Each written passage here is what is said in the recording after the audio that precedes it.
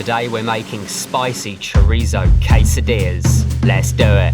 So to make these deliciously gooey and spicy quesadillas, you want a nice large mixing bowl and a box grater. And for this one, I'm going to be using 2 different cheeses, the first of which is some extra mature cheddar. Grate your cheese out into the bowl. And the general rule of thumb for quesadillas is you want 1 handful per quesadilla, roughly, depending on the size of your hands. Once you've grated out your cheddar, cheese number 2, we're going to be using some pecorino romano. We need a hydroplane. The combination of these 2 cheeses is literally incredible. Brilliant meltability, great tang, and a bit of nuttiness in there as well. Give it a try. So grate out your pecorino romano. So there we go, that is the Parmesan and the cheddar in the bowl, and we're looking for about 2/3 cheddar, 1/3 Parmesan. We want to mix this up.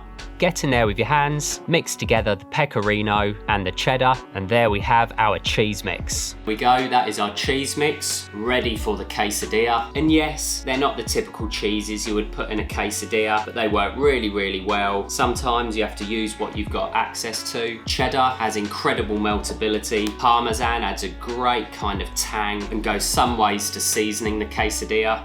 And this is obviously not a traditional quesadilla. It's just something that I knock up every now and again, quick and easy, absolutely delicious. So that goes to one side for a tick until we need it. Next, we want to give this a clean. And next up, our chorizo. Dry it off, chorizo. Correct pronunciation and all, chorizo. So let's grate this up. So it almost minces it up. This works brilliantly for toasted sandwiches as well. So grate away. And obviously avoid the mistake I just made, and remember to take off the paper from the chorizo. Obviously it's no big deal, it's not going to kill you. This is a bit of a messy, awkward job. Don't worry about any little chunks at the moment. We can sort of tear those up or cut our way through it with a knife if we need to. You can do it as you go. Not the easiest thing to grate, chorizo.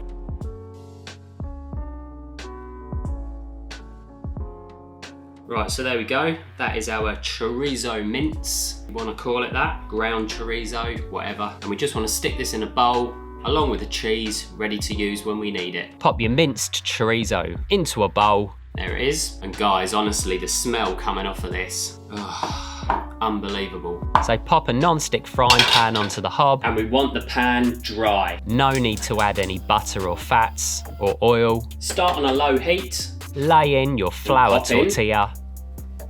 Our flour tortilla. And then add a nice coating of your cheese. A trick to a good quesadilla, or at least this quesadilla. You don't want to go absolutely mad with the cheese. We want a nice coating, so we've got some beautiful gooey cheese in there, but we want that crispness as well from the tortilla. This is not a grilled cheese sandwich, although it's similar. So they're a nice sort of, I don't know, centimetre layer. A couple of handfuls is bang on. And to that, and then scatter over some of the minced chorizo. And this is obviously the optional element, but one of my favourites, some pickled jalapenos. So dot those around. Be as generous as you dare. A very, very small pinch of salt. Twist. And then from there, of black pepper. And now, on with the lid. With another flour tortilla. You can squish it down a little bit.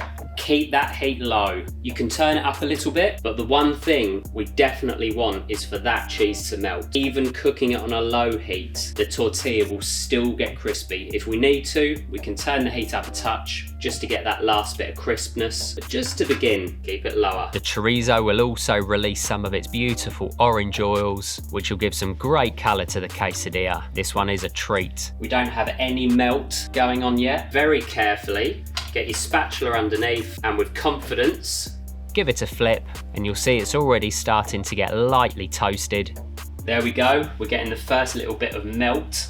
Another 30. There we go, look at that.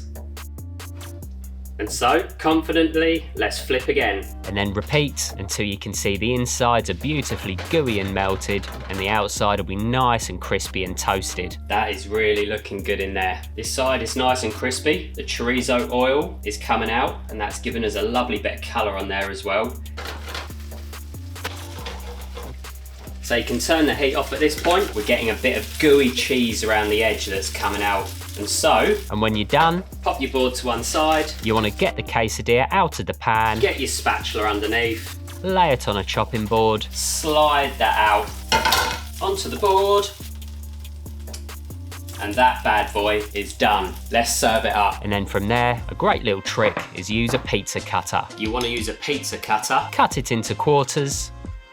And so guys, there we have it. My spicy chorizo quesadillas. You are gonna love them. Oh yeah, that is delicious. Just enough spice, some beautiful crunch. That cheese that has kind of gone crispy and caramelized around the edge, outrageous. That is so good. Beautiful crispness. Like I said, you don't want to put too much cheese in these. That's the key. We don't want it all sloppy and gooey. Oh yeah, that is a delicious quesadilla. Right, so I'm gonna polish this off. If you enjoyed the video, give it a thumbs up. Also click that subscribe button for more recipes. All the recipes are on thewckchannel.com, so have a look over there, and I'll see you next time.